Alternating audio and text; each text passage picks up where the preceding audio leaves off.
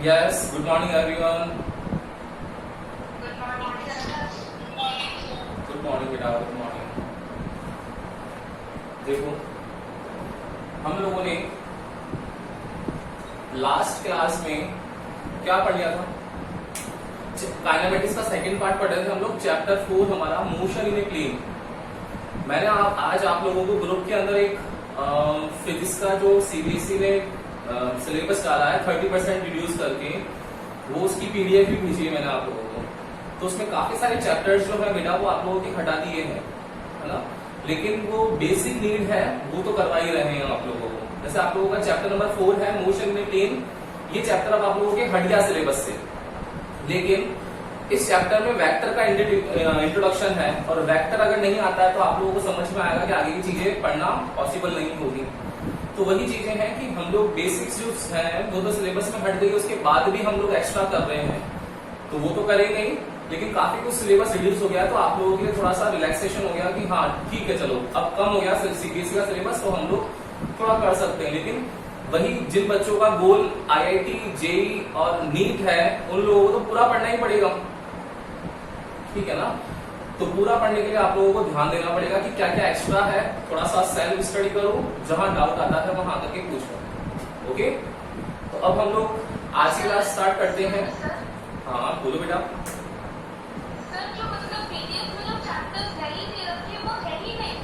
हाँ, वो चैप्टर्स आप लोगों के हट गए हैं। 30% सिलेबस जो है वो रिड्यूस हुआ है आप लोगों का।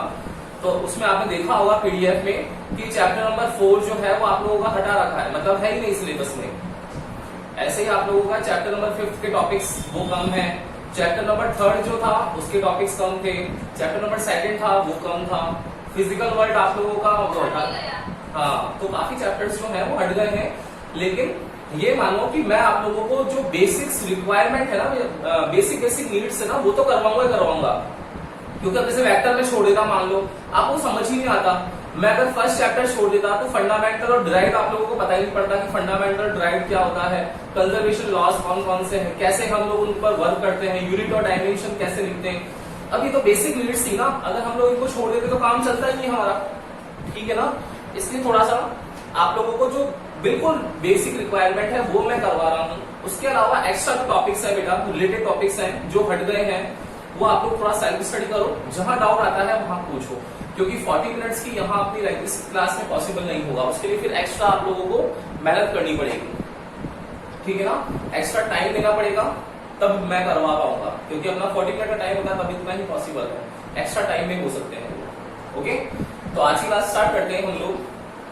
चैप्टर नंबर 4 जो है वो हम लोगों ने मोशन में प्लेन स्टार्ट कर रखा था। उसमें हम लोगों ने सबसे पहले पढ़ लिया था बेटा कि वेक्टर्स, स्केलर और वेक्टर में डिफरेंस क्या होता है। तो स्केलर के बारे में पढ़ा था कि स्केलर एक ऐसी फिजिकल क्वांटिटी होगी जिसका ओनली मैग्नीट्यूड होता है। The physical quantity which has only magnitude, और मैग्नीट्यूड मतलब क्या है, न्यूमेरिकल वैल्यू से है। इट मींस अगर न्यूमेरिकल वैल्यू गिवन है तो वो क्या होगा, स्केलर होगा। अदरवाइज अब उसके साथ अगर डायरेक्शन को और ऐड कर दें तो वो वेक्टर में कन्वर्ट हो जाता है। तो डायरेक्शन कौन कौन सी हो सकती है, उसके लिए प्लेन देखे हम लोगों ने। तो फ्रेम ऑफ रेफरेंस के रिस्पेक्ट में हमारे पास 3 प्लेन्स थे, 1D प्लेन, 2D प्लेन और 3D प्लेन। 1D प्लेन का मतलब होता है 1 डायमेंशनल, 1 डायरेक्शन। 2D का मतलब था 2 डायरेक्शन, XY, YZ और ZX। और थर्ड था 3D प्लेन, XYZ। ये तीनों प्लेन्स जो होते हैं वो परपेंडिकुलर होते हैं एक दूसरे के। ओके, देन उसके बाद हम लोगों ने थर्ड क्वांटिटी लिखी थी टेंसर क्वांटिटी, कि ना जो ना तो स्केलर हो ना वेक्टर हो, वो टेंसर होती है। जैसे हम लोगों ने देखा था उसमें इनर्शिया है, मैग्नेटाइजेशन है, ये सारी की सारी फिजिकल क्वांटिटी टेंसर क्वांटिटीज में थी। यहां तक आप लोगों को क्लियर हो गया था। उसके बाद में हम लोगों ने वेक्टर के टाइप्स पढ़े। वेक्टर के टाइप्स पढ़कर वेक्टर्स के ऑपरेशन देखे कि एडिशन, सब्ट्रैक्शन, मल्टीप्लिकेशन और डिवीजन कैसे परफॉर्म करते हैं।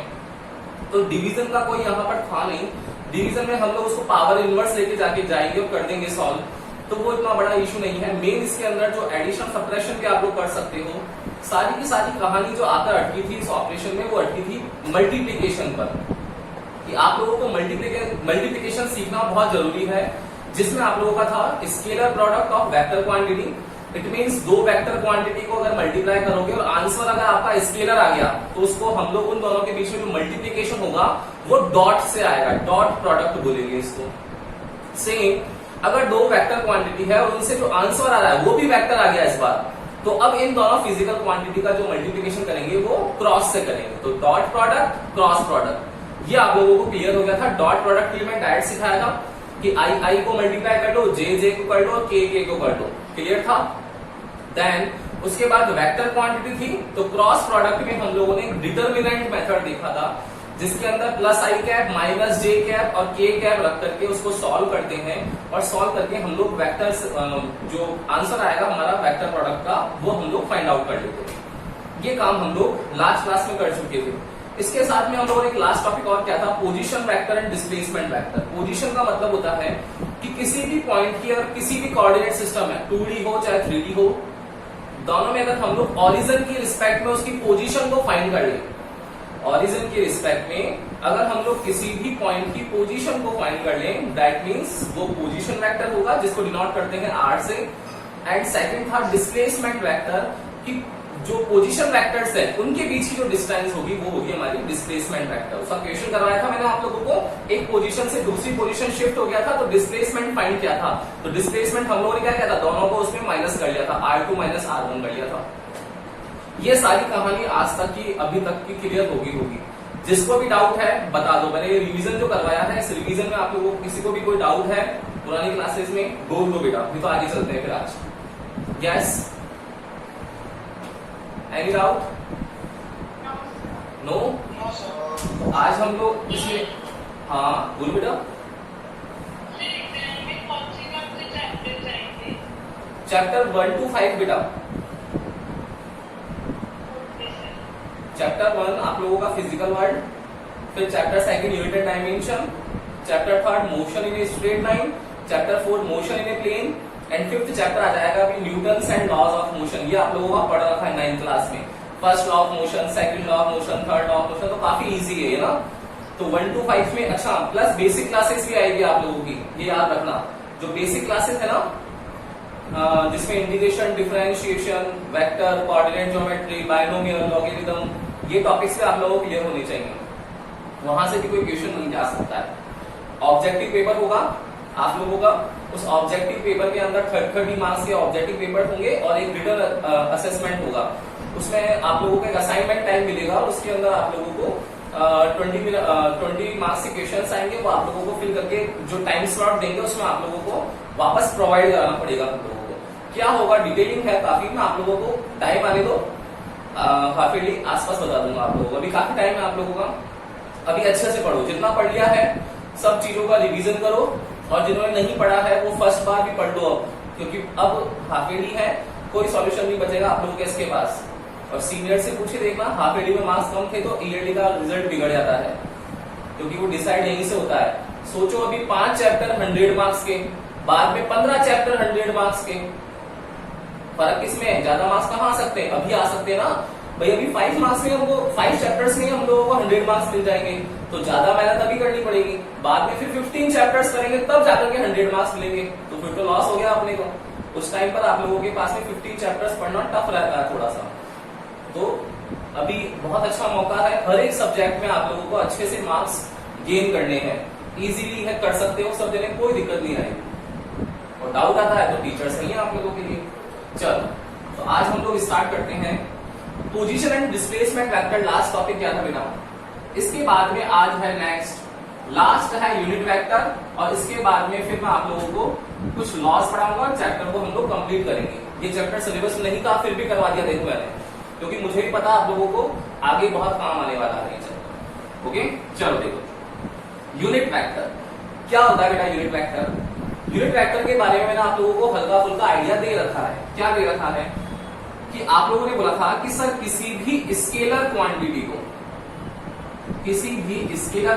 को कन्वर्ट करना है वेक्टर क्वांटिटी में।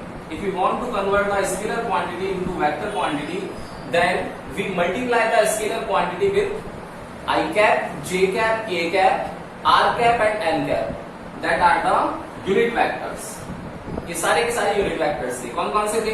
तो x डायरेक्शन हम लोग यूज करते हैं तो एक्स डायरेक्शन के लिए क्या यूज करते हैं बेटा, आई कैप। वाई डायरेक्शन के लिए क्या यूज करते थे हम लोग, जे कैप। जेड डायरेक्शन के लिए यूज करते थे हम लोग यहाँ पर के कैप। अगर आप लोगों के पास डिस्टेंस गिवन होती थी तो डिस्टेंस के लिए हम लोग यूज करते थे आर कैप। एंड अगर आप लोगों के पास कुछ भी गिवन नहीं है, मतलब जिसका कुछ आगे पीछे कोई नहीं है, उसका कौन है, उसका एन कैप है। इसके अलावा पूरी ओवरऑल फिजिक्स पढ़ लोगे, पीएचडी कर लोगे, तब तक कोई भी यूनिट वेक्टर नहीं आता।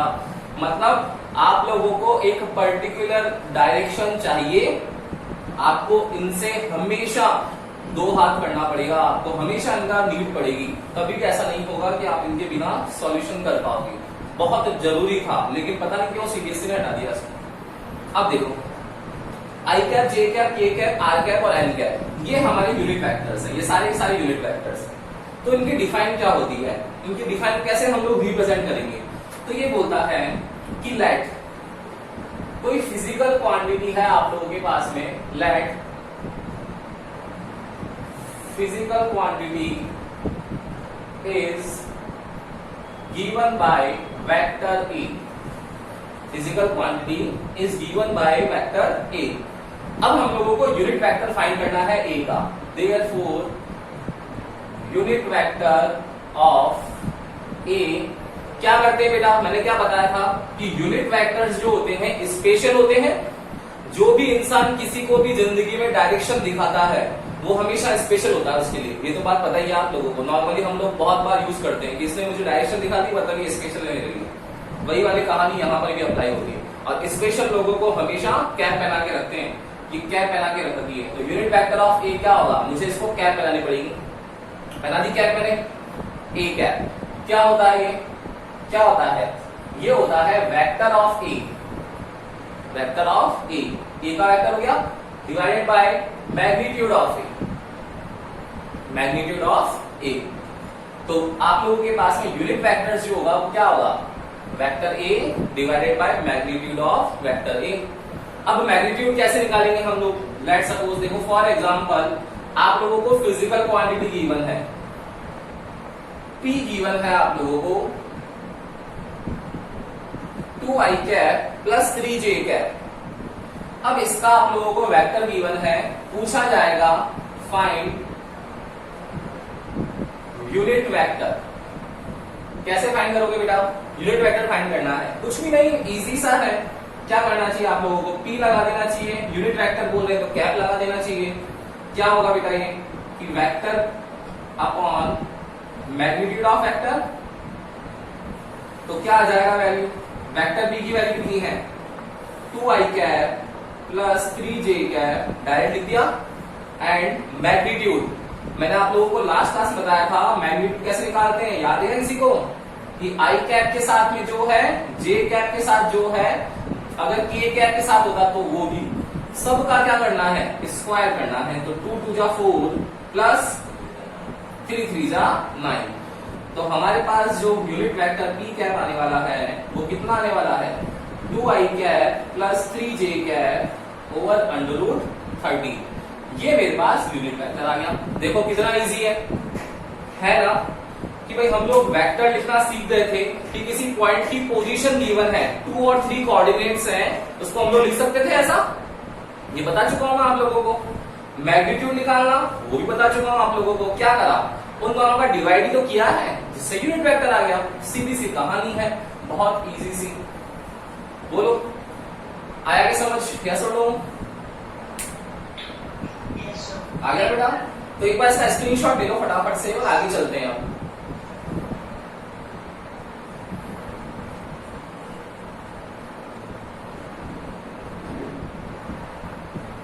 यस, लिया स्क्रीनशॉट? अब देखना, अगर आप लोगों को कोऑर्डिनेट ज्योमेट्री ड्रॉ कर दें,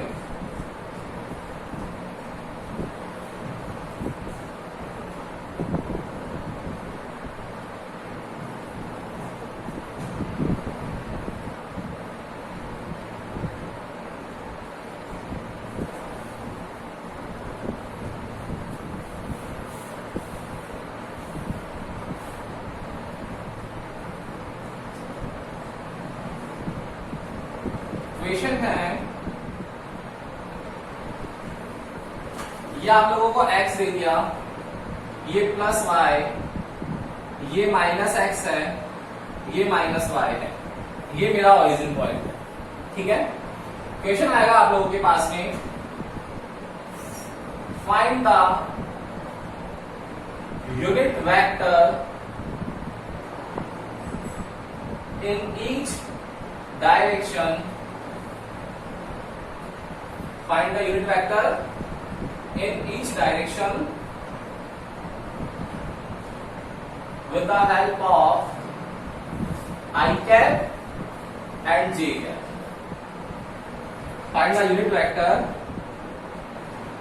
in each direction with the help of I cap and j cap.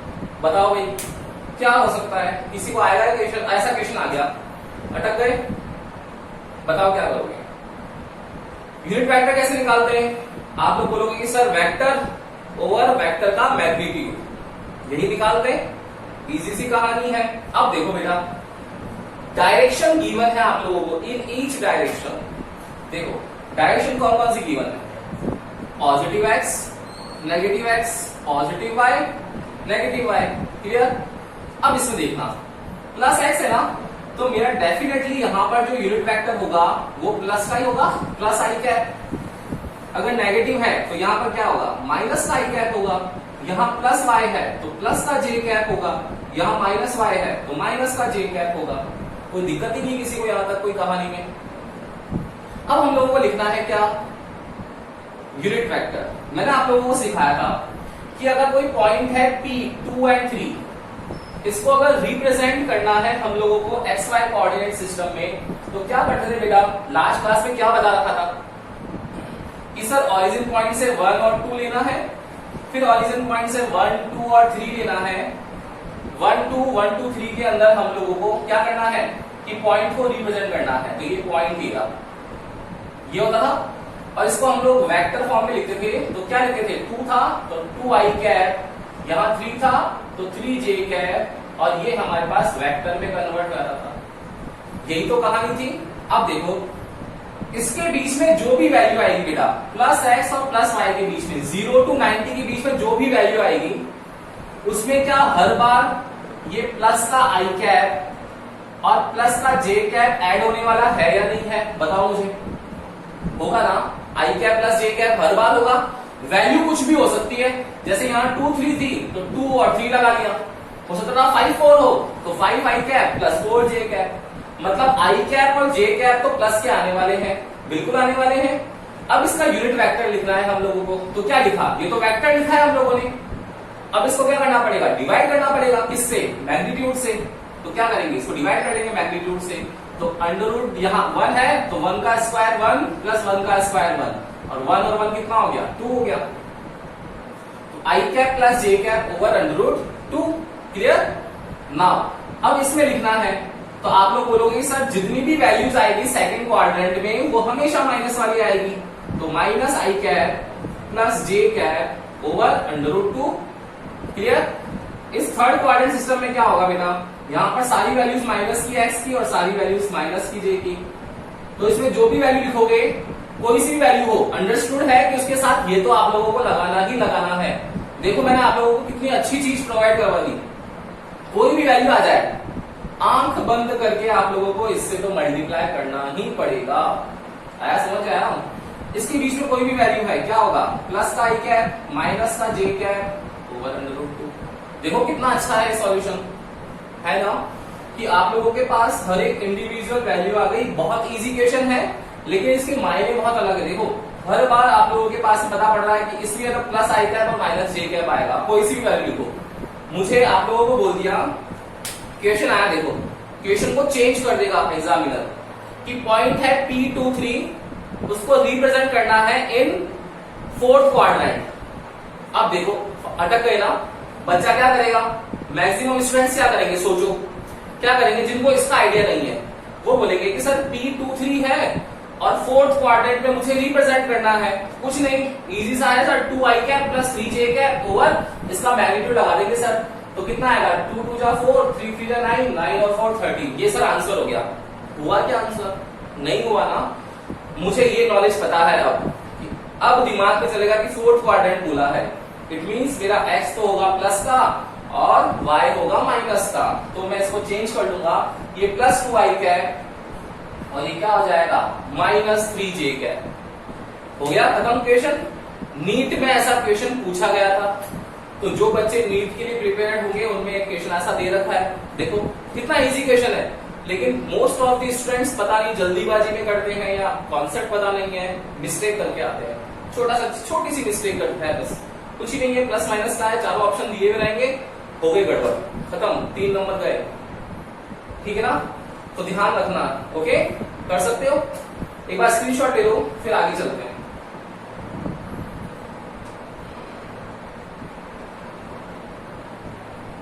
Yes ले लिया स्क्रीनशॉट बेटा?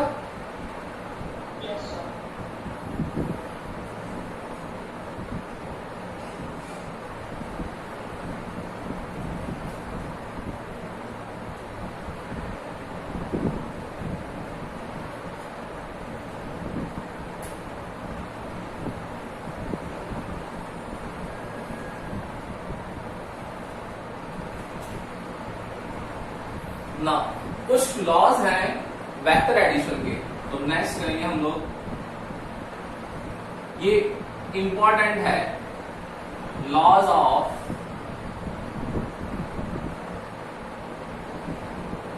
Vector addition, laws of vector addition. अब देखना कौन कौन से लॉज हैं, 3 लॉज हैं, ध्यान रखने हैं। फर्स्ट है बेटा यहां पर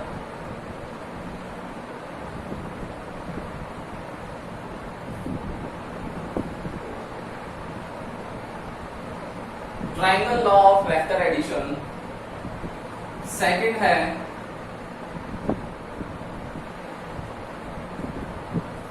पैरेललोग्राम,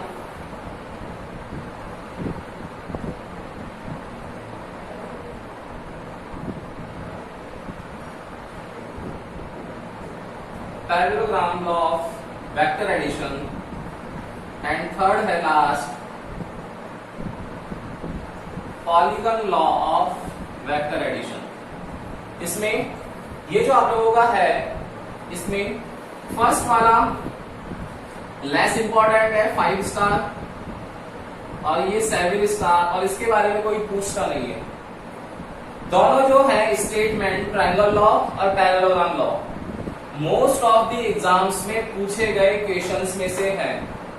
आप लोगों को किसी भी स्कूल का पेपर उठा के देख लो, केवी का, नवोदय का, मिलिट्री स्कूल का, अपने जो बाकी अदर सीबीएसई स्कूल हैं, सबके अंदर ये क्वेश्चन हॉट क्वेश्चंस में से हैं जो फ्रीक्वेंटली पूछे जाते हैं, triangle law of vector addition and parallelogram law of vector addition, ठीक है ना, बहुत इंपॉर्टेंट है।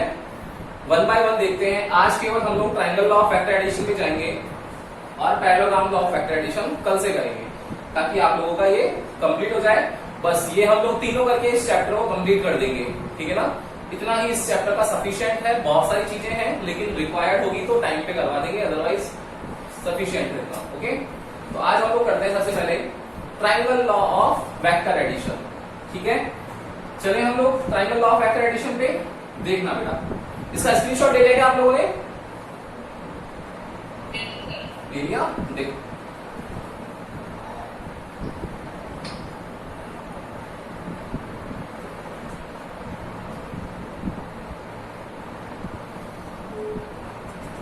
Triangle law of vector addition चलते हैं। क्या बोलता है बेटा triangle law of vector addition?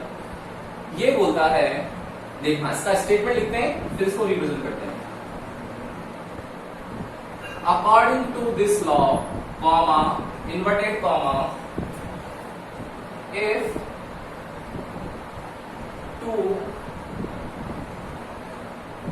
consecutive side of any triangle, if two consecutive side of any triangle, any कौन कौन से हैं? Equilateral triangle, right angle triangle और आइसोस्केलस ट्राइंगल, तीन जो ट्राइंगल होते हैं।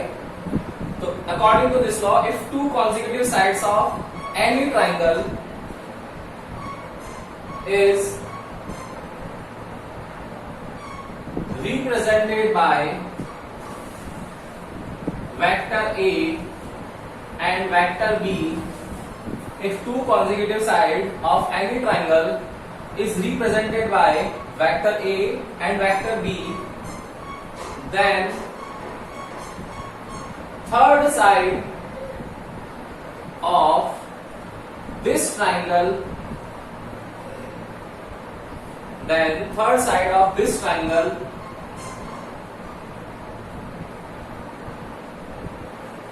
will represent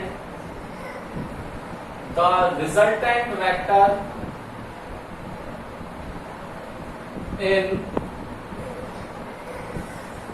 opposite direction. Inverted comma closed. क्या लिखा हुआ है? According to this law, if two consecutive side, किसी भी ट्राइंगल की consecutive side of any triangle is represented by, represent करें किससे?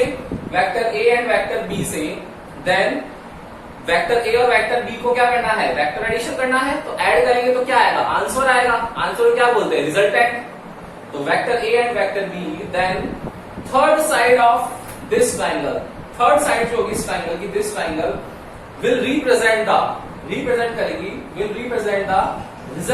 वेक्टर को रिप्रेजेंट करेगी in opposite direction. Opposite direction में वो रिजल्टेंट वेक्टर को रिप्रेजेंट करेगा।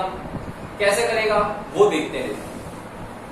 अब देखना, मैं आप लोगों को कुछ चीज बताने वाला हूं, ध्यान से समझना बेटा इस चीज को, कि अगर वेक्टर को रिप्रेजेंट करते हैं हम लोग, तो वेक्टर को कैसे रिप्रेजेंट करते हैं?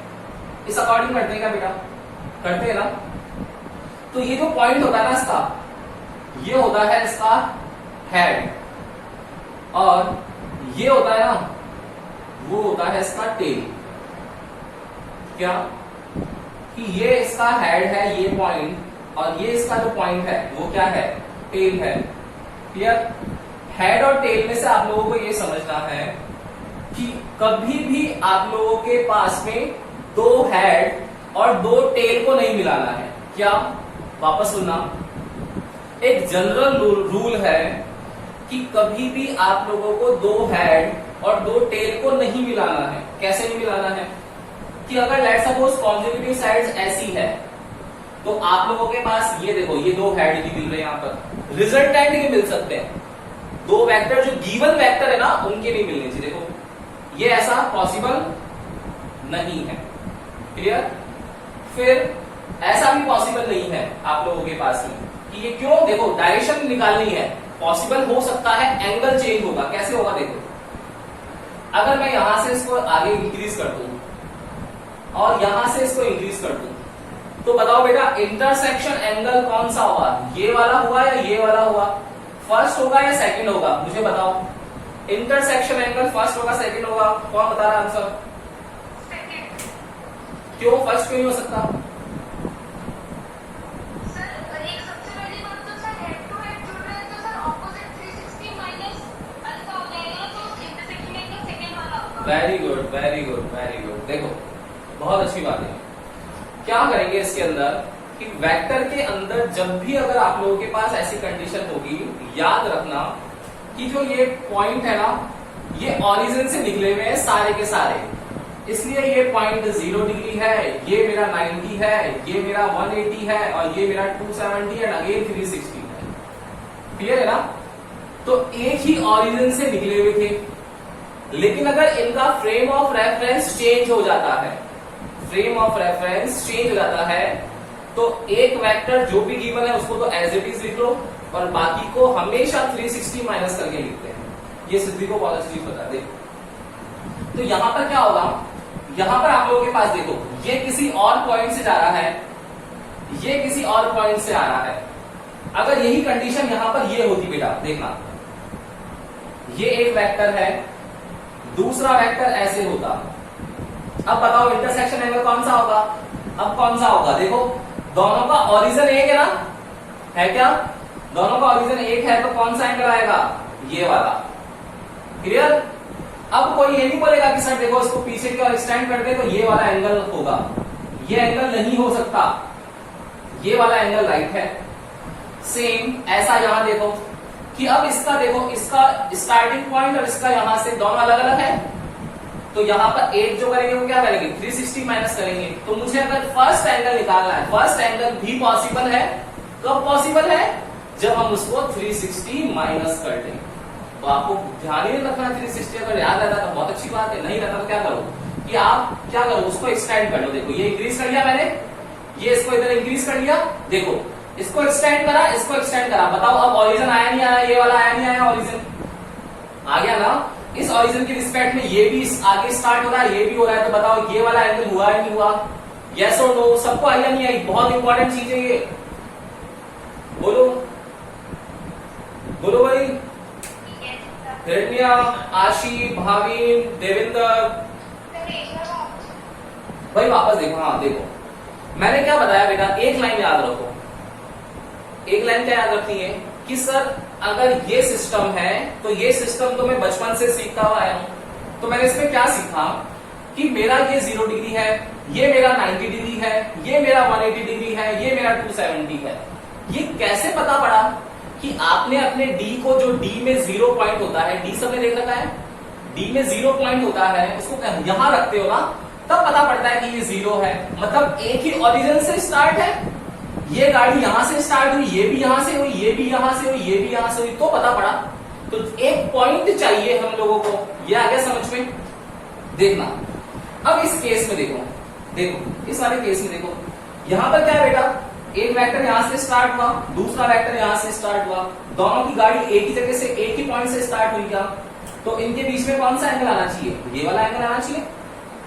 अब अगर मुझे कोई बोल देगा ये वाला एंगल निकालो, बताओ फाइंड कर सकते हैं क्या ये वाला, नहीं कर सकते। कर सकते हैं कब, जब 360 माइनस करेंगे, क्लियर। इसमें देखो अब ये कहानी देखना बेटा, मैं इसको वापस एक बार ड्रॉ कर देता हूं आप लोगों के लिए। देखो एक वेक्टर ऐसा है, एक वेक्टर ऐसा है, बताओ दोनों की गाड़ी एक जगह से स्टार्ट हुई क्या, नहीं हुई ना, क्या करेंगे, आप बोलोगे कि सर इसको आगे की ओर इंक्रीज कर लो क्योंकि इस डायरेक्शन में फ्लो हो रहा है, डायरेक्शन नहीं तोड़ सकते वेक्टर है इसलिए, इसको आगे की ओर इंक्रीज कर लो, ये करिए आगे की ओर इंक्रीज। देखो ये हो गया, अब इस पॉइंट से ये भी स्टार्ट हुआ है, इस पॉइंट से ये भी स्टार्ट हुआ है नहीं हुआ है, दोनों का ऑरिजिन सेम आ गया ना, सेम आ गया, इसका मतलब मेरा थीटा ये वाला होगा, ये वाला थीटा नहीं हो सकता। बैठ गया क्या दिमाग में, हाँ बोलो। सर अगर हम सिर्फ एक ही वेक्टर को शिफ्ट करें तो एक ही दूसरा एंगल हो जाएगा ना दूसरा, कैसे, हाँ अगर, हाँ बिल्कुल सही है, ये भी बात सही है आरुषि की, ये बोल रही है आरुषि कि सर ये कर लिया, अब देखो दूसरा वेक्टर कहां ड्रॉ करें, यहां करें, देखो ये बोल रही है कि सर ये वेक्टर गिवन है, दूसरा वेक्टर ये गिवन है, तो अगर ये हम लोग एक ही वेक्टर को शिफ्ट करें, देखो इसको अगर लेट सपोज मैंने आगे की ओर शिफ्ट कर लिया, देखो ये यहां मिला, ये यहां से स्टार्ट हुआ, दोनों का ऑरिजिन सेम आ रहा है क्या, हो जाएगा, बिल्कुल बिल्कुल हो जाएगा, हो सकता है, कोई इशू नहीं है, ठीक है ना। तो ध्यान रखना है एक जगह से स्टार्ट होनी चाहिए, कहने की बात सिर्फ और सिर्फ इतनी सी है, जब भी देखो एक जगह से स्टार्ट हो रहे बिल्कुल सर एंगल होगा, एक जगह से स्टार्ट नहीं हो रहे बोले सर नहीं होगा, क्लियर कहानी। अब देखना इस चीज को हम लोग यहां अप्लाई करते हैं, एक बार इसका स्क्रीनशॉट ले लो, बट मेरा फटाफट से टाइम हो रहा है, फटाफट से स्क्रीनशॉट लो इसका, ये ड्रॉ करना कहीं एक्स्ट्रा में, ये एक्स्ट्रा है, ये ट्राइंगल लॉ है और उसके बाद ये वाला कहानी अलग है, चलो ले लो फटाफट से, ले लिया, हो गया। अब देखना, अब हम लोग ट्राइंगल लॉ को समझते हैं।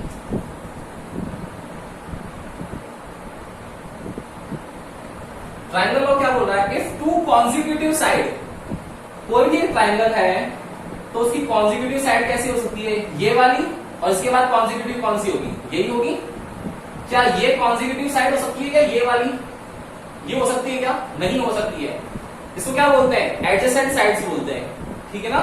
ये आप लोगों की कॉन्जिक्यूटिव, ये कॉन्जिक्यूटिव है, एक के बाद एक, ये इसके बाद यही होगा, क्लियर। तो ये टू कॉन्जिक्यूटिव साइड्स हैं, इनको रिप्रेजेंट कर रहे हैं vector A and vector B से। If two consecutive side of any triangle is represented by vector A and vector B, then third side of this triangle इस triangle की third side कौन सी होगी? बताओ, ये वाली होगी या नहीं होगी? बिल्कुल होगी, थर्ड साइड। हो गया, ट्राइंगल ड्रॉ हो गया। तो then third side of this triangle will represent the resultant. ये रिप्रेजेंट करेगा किसको? रिजल्टेंट को, आर को, इन ऑपोजिट डायरेक्शन। होना क्या चाहिए था? वेक्टर ए इधर गया है, वेक्टर बी इधर आया है, तो रिजल्टेंट किस तरह आना चाहिए? इस तरफ आना चाहिए था, लेकिन अपोजिट, मतलब इस डायरेक्शन में क्या होगा? रिजल्टेंट रिप्रेजेंट करेगा। तो वेक्टर आर की जो वैल्यू आ जाएगी वो क्या आएगी? Vector A plus vector B. ये वेक्टर एडिशन। बोलो, आया क्या समझ? यस और नो? बोलो बेटा, क्लियर है ना? सबको आ गया? एक बार इसका स्क्रीनशॉट ले लो। ले लिया? तो आज की क्लास आई होप आप लोगों को समझ में आई होगी।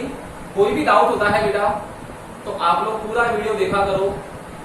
जहां भी डाउट आए, अटक जाते हो, आप लोग कॉल करके बिना हेजिटेशन के पूछ सकते हो, अपने डाउट्स को क्लियर कर सकते हो। अदरवाइज क्लास में आकर के भी क्लियर कर सकते हो। पढ़ना पड़ेगा क्योंकि हाफ पीडी पे आ गया तो, ठीक है ना? तो अब हम लोग कल मिलते हैं। कल इसके आगे parallelogram law of vector addition करेंगे। Okay, good day.